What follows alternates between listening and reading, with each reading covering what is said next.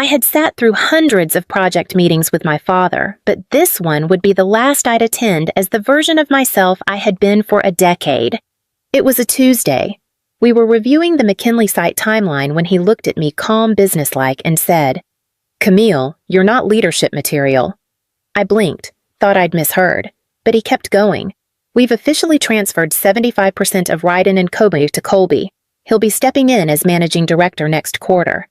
No explanation, no warning, just a fact delivered with the same tone he used to announce lunch orders. I stared at the Gantt chart on the wall like it might explain something he couldn't. My chest tightened, but I didn't speak. I didn't ask why. I already knew the answer. Colby, with his bright smile and empty calendar, was visionary. I was reliable, dependable, tireless, just not inspiring. The rest of the meeting blurred. Something about reassigning client accounts, new creative direction, budget reallocations. I nodded when expected, took notes I'd never use. Afterward, I went back to my office and closed the door. The hum of the overhead light was deafening. I sat at my desk, staring at my reflection in the black computer screen. 10 years. 10 years of early mornings, late nights, skipped birthdays, missed vacations, all traded for this moment. A dismissal wrapped in a sentence. I pulled open my bottom drawer and stared at the emergency bottle of bourbon I kept there for long nights and tough calls. My hand hovered over it but didn't move. I didn't need to numb this. I needed to remember it. The sentence. The moment. The betrayal. Because the next move would be mine.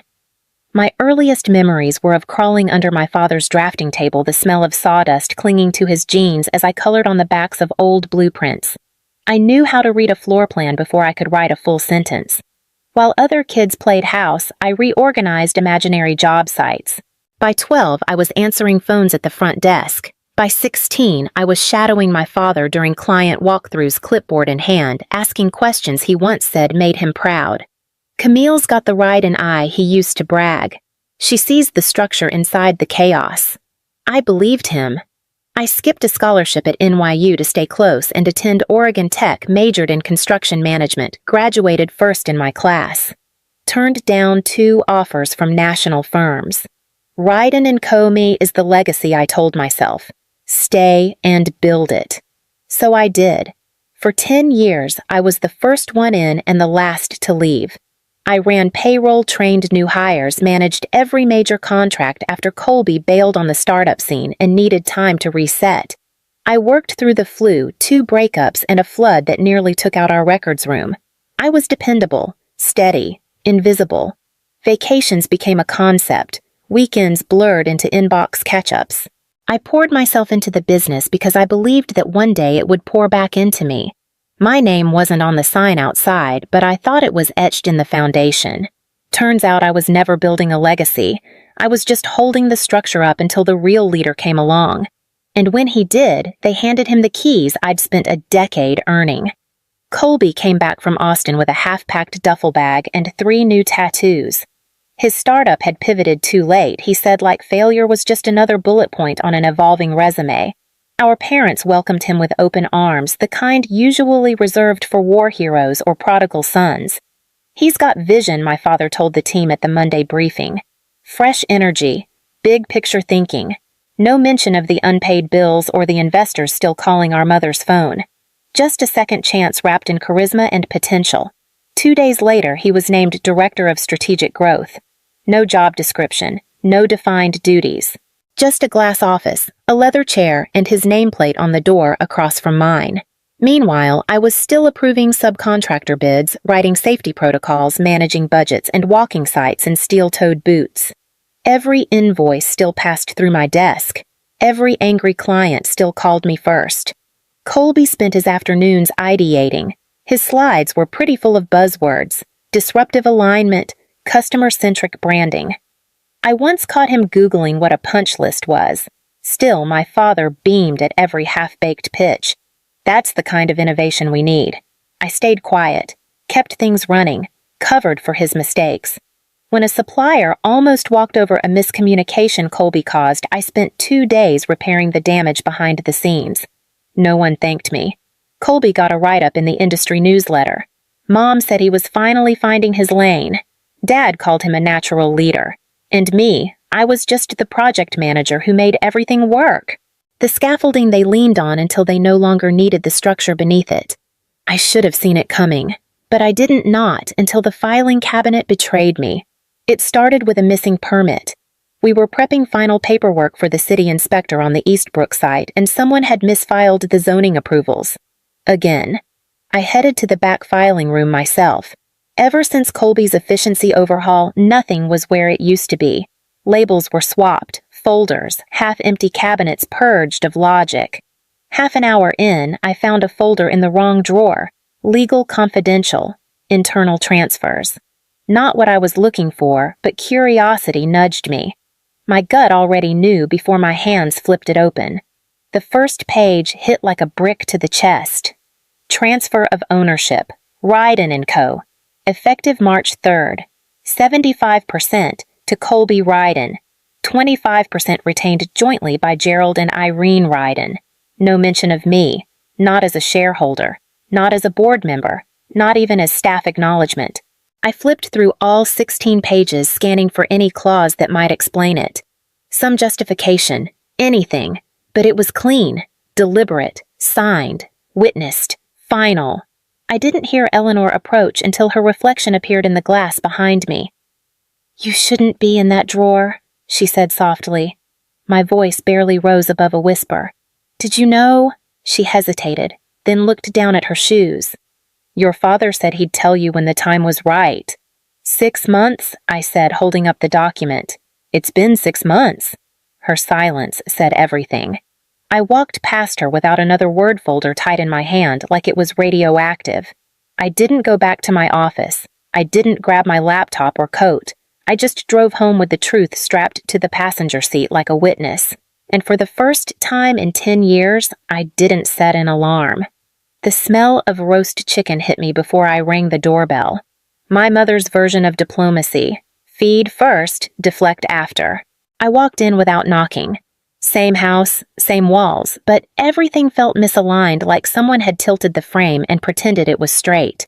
My father was in his usual seat, reading glasses low on his nose, flipping through Colby's latest proposal. Colby stood by the kitchen island, casually sipping wine, like this wasn't the site of a quiet demolition. Camille, my mother, called from the stove, bright and cheerful. "Just in time. Sit, relax." I nodded, set my purse down, and watched the charade unfold. Colby launched into some plan about digital outreach, and my father nodded as if he'd discovered fire. I caught phrases like market visibility and next-gen branding before tuning out completely. I waited until dessert, until my mother brought out the peach pie and my father loosened his belt like it was any other Sunday. Then I pulled the folder from my bag and set it on the center of the table. The table went still. "What's this?" my father asked. "You tell me," I said. It was in the legal drawer labeled confidential. His eyes dropped to the tab, and I saw the flicker guilt, or maybe just annoyance at being caught. "I was going to talk to you about it." When I asked, voice flat, "Before or after the next newsletter announcement, Camille?" "You gave away my birthright without even telling me." My mother's hand froze around the pie server. Colby's smile vanished. My father set down his fork like the weight of it had suddenly changed. "We thought it was best for the company." "No," I said, pushing the folder toward him. "You thought I'd stay no matter what." I stood, took my coat, and walked out before they could say another word. The folder stayed behind. I didn't return to the office on Monday. Or Tuesday. No one called. Not even Eleanor. Maybe they thought I needed space. Or maybe they knew. By Wednesday, I logged into my work email for what I hoped would be the last time. I drafted my resignation with the precision they'd always praised me for: professional, factual, detached. No emotion, just the truth. Effective immediately, I resigned from my position at Ryden & Co. Per my contract, I will be using my accrued vacation leave to transition out. Please direct all future correspondence to Colby Ryden. I didn't sign it best or sincerely, just Camille. Then I set my out-of-office reply. "Thank you for your message. I am no longer available. For all project-related matters, please contact Colby Ryden at..." I sat in the stillness for a while, staring at the screen. Then, I shut the laptop and slid it into my drawer. That night, I drove to the office long after everyone had gone home. The parking lot lights cast long shadows across the pavement, and I walked through the building with quiet steps like visiting a former self. I packed only what belonged to me: my notebook's framed photo of my dog from college, the small potted succulent that had somehow survived 5 years of neglect. I left the awards the office chair I picked out the monitor I'd upgraded myself. On my desk, I placed a single note centered beneath the Ryden & Company plaque. Let your leader handle it. I left my keys in a plain envelope marked HR. No signature, no closure. When I walked out the front doors, I didn't look back. But I knew they'd look for me the moment things started to fall apart. By the 4th day, the emails started. A junior project coordinator forwarded me a message chain with the subject line, "Urgent. Anderson invoice rejected." I read it, then archived it. I wasn't their safety net anymore. The voicemail from Grant's assistant came next. "Hi, Camille. Sorry to bother you. Mr. Grant was hoping to clarify a few line items on the site budget he said you'd know. Could you give him a quick call when you're free?" I wasn't free. I was done. By the end of the week, word began to circulate. The Anderson contract was at risk. Maxwell Grant was frustrated. Site staff were missing instructions. Invoices were backlogged. Colby had called an emergency meeting that turned into a 4-hour spiral with no action plan. And still, I stayed silent. I deleted each new message as it came, every ping a reminder that they'd built a castle with no architect. I didn't need to sabotage anything. All I had to do was nothing. That's what made it poetic. Maxwell finally called my personal number on Saturday evening. His voice was clipped but polite. "Camille, I've worked with your family for almost a decade, and this is the first time I've considered walking away. You've always been the reason I stayed. I'd like to understand what's happening." I listened to the voicemail twice, then put my phone on silent. Later that night, another call came. My father. "Camille, this is serious. Grant's threatening to pull the Anderson project. Colby doesn't have the answers. We need you in the office Monday, please." He didn't finish the sentence. Just a click as the message ended. No apology, no ownership, just panic. I didn't respond. Instead, I opened my laptop for the first time all week and began outlining my next move. Not for them. For me. I started with the budgets. 10 years' worth of spreadsheets and projections coded with my formulas. Then came the project timelines, Gantt charts, delivery schedules, subcontractor pipelines, all systems I'd designed from scratch. Next, the client files. Not the contracts, but the invisible layer underneath: preferences, pain points, birthdays, kids' names, how to approach each meeting, the kind of intelligence no software could replicate. By the end of the weekend, I had 20 pages, a portfolio that mapped the muscle memory of Ryden & Co., built quietly behind the scenes. I labeled it Operational Legacy Camille Ryden. I didn't include any proprietary company data, just proof. Pure, undeniable proof. Monday morning, I met with Ashland & Price, our old rival across town. Their managing partner, Lillian Song, greeted me like I was already part of the team. "We've followed your work for years," she said, flipping through the printout of my summary portfolio. "Frankly, I'm surprised you stayed as long as you did." I didn't answer. I didn't need to. The offer came quickly. Executive Director of Operations. Full autonomy, profit sharing, 4 weeks of required vacation. I told her I'd need to review everything with my legal counsel. That afternoon, I met with Margot Hayes, a friend from undergrad who now specialized in employment contracts. We spread the documents out across her kitchen island. She circled clauses in red, crossed out loopholes in blue. "This is solid," she said. "Better than most, and more than fair." I nodded. The old version of me might have hesitated, afraid to leap, but I wasn't looking for loyalty anymore. I was done proving myself to people who never looked. That night, I emailed Lillian back. I hadn't signed yet, but my hands didn't shake when I typed, "Let's continue this conversation over lunch." I wasn't surprised when the doorbell rang. I'd been expecting it since the second voicemail. Gerald Ryden didn't knock, he never had. He stood on my doorstep with tension in his shoulders and a folder under his arm. No small talk, no smile, just urgency. "We need you back," he said. "Anderson's threatening litigation. Staff are panicking. Colby's in over his head." I stepped aside. Not to be polite, but because I wanted to hear the pitch in full. He laid it out like a business deal. Raise, title bump, corner office, chief operations officer, full autonomy on paper. "We can make it official by end of week," he said, as if the last month hadn't happened. "You want me to clean up the mess?" I said flatly. "I want you back where you belong." I leaned against the counter, arms folded. "All right, here's what I want." He blinked. 40% ownership, board seat, binding vote rights, and a maximum 45-hour work week in writing. If I'm building this thing, I'm not dying for it. He stared at me like I'd spoken a different language. "That's unreasonable." "No," I said. "What was unreasonable was asking me to run your company without a seat at the table. I'm not doing that again. You'd risk everything over a number." I shook my head. "I'm not risking anything." "You are."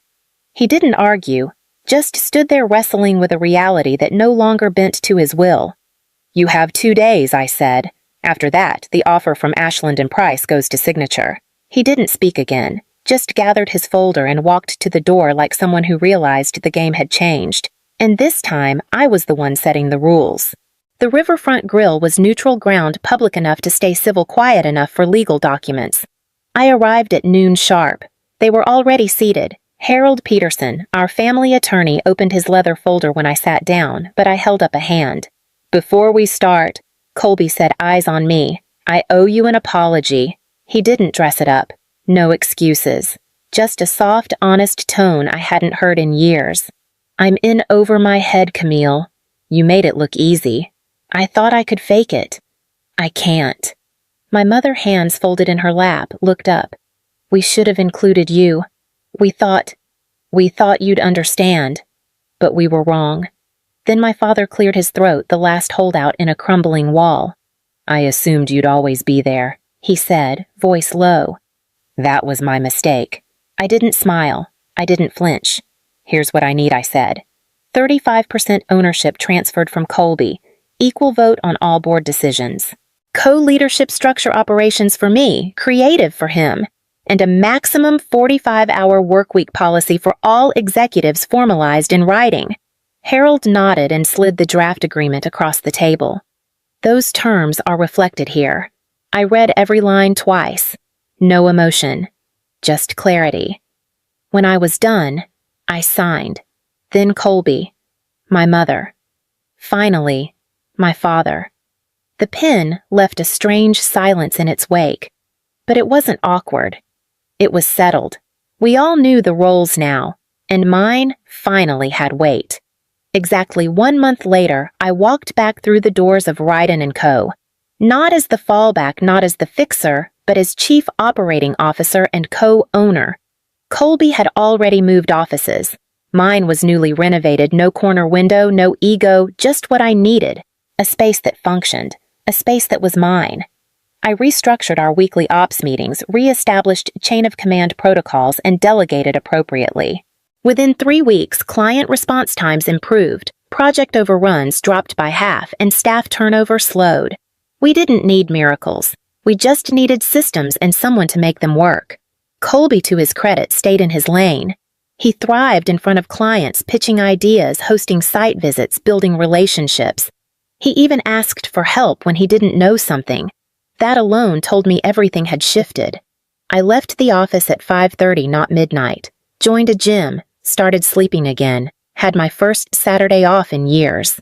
I even said yes to dinner with Malcolm, the environmental consultant I used to cancel on 5 times a quarter.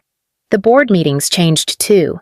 They listened when I spoke, asked for updates, waited for my vote. At the end of one meeting after the room cleared out, my father lingered behind. He didn't look up when he said it, but the words were clear. "You were always the leader. I just couldn't see it." I didn't say thank you. I just nodded. Then packed my binder, stood tall, and walked out ready for the next project.